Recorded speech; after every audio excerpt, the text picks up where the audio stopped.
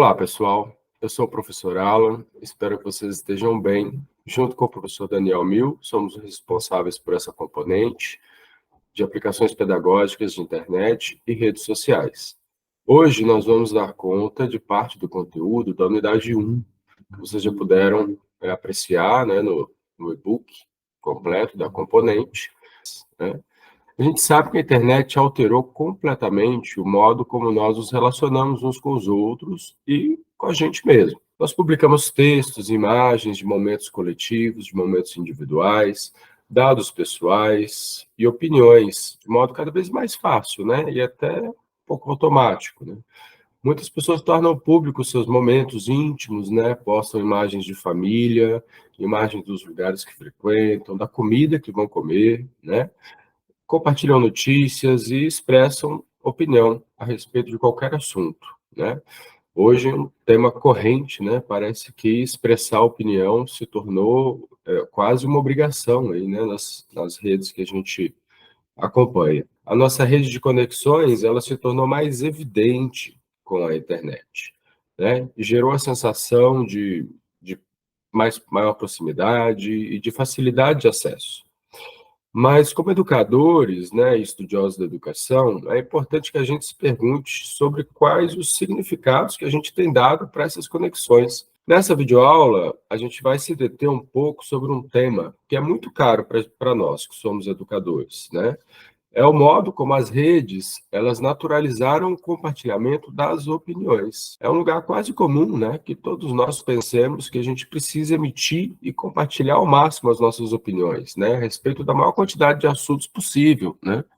Mas do que se trata uma opinião? Primeiro, é importante pensar que as nossas opiniões, elas são produtos do meio cultural no qual a gente vive, né? Por mais que a gente pense que se trata de uma ação individual, as opiniões podem ser muito mais coletivas do que a gente imagina.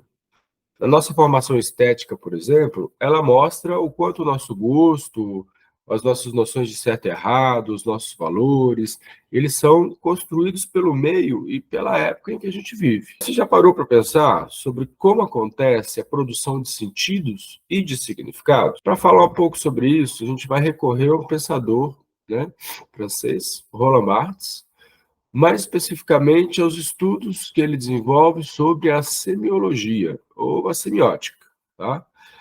A semiótica é o estudo da produção de significados, e a gente vai estruturá-lo em três princípios: o signo, o significado e o referente. O signo, entre outras coisas, ele é uma imagem visual, uma imagem textual ou uma imagem acústica, né? O som de uma palavra. A palavra mesa, por exemplo, ela é um signo. O desenho de uma mesa também é um signo. O som da palavra mesa também é um signo. Quando você ouve, vê ou lê mesa, é a associação desse signo com o objeto que é conhecido por nós como mesa, que vai produzir o significado. A especificidade do significado vai depender do uso que a gente dá para o objeto, né? O objeto é o que nós chamamos de referente. Então, o signo é um objeto linguístico, né? Um desenho, uma palavra ou um som. O significado é o uso que a gente vai dar para esse signo, né? No caso, a gente está falando da mesa.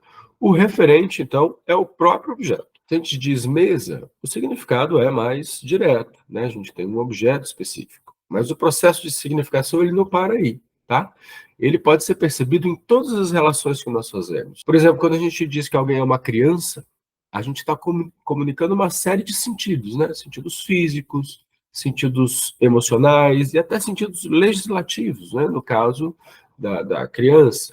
Mas vamos voltar aqui no nosso assunto inicial, tá? O que caracteriza uma opinião? Quando a gente debate qualquer assunto, a gente faz isso movimentando um conjunto de relações, né? Entre os signos e os significados, que são associados, né, ao nosso convívio pelos referentes. A palavra mesa dificilmente faria sentido para alguém que jamais tivesse visto ou aprendido o que é uma mesa, né? Quando a gente diz criança, a gente é capaz até de esperar determinados comportamentos, né? Que são característicos dessa fase da vida, né?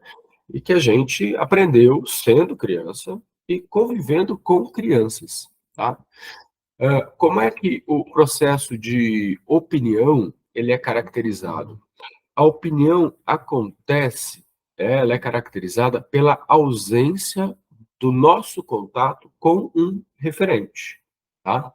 Então, por memória, né, por noticiabilidade, a gente tem condições, né, de conhecer signos e significados de coisas que a gente nunca viu, né? Mesmo animais que a gente nunca viu, que são de outros países, o ornitorrinco, por exemplo, né? Ele tem um sentido para mim, que é um sentido virtual, né? Eu conheço o signo, eu conheço o significado, mas eu não conheço o referente. As opiniões, elas têm como característica principal o fato de serem virtualidades, tá? Então, quando nós formulamos significado ou emitimos, né, significados, análise de processos cujo referente nós não conhecemos, nós não temos esta experiência, tá? E é isso que caracteriza uma opinião. É a formulação de sentido para experiências as quais a gente nunca viveu. Bom, pessoal, então esse foi o conteúdo da nossa unidade 1. Fica aí a reflexão, que os nossos compartilhamentos sejam cada vez mais conhecimento do que informação e que as nossas vivências se tornem cada vez mais experiências no lugar de opinião. Qualquer dúvida que vocês tiverem, usem aí o fórum de dúvidas, que a gente está aqui para poder esclarecer e debater. Até a próxima!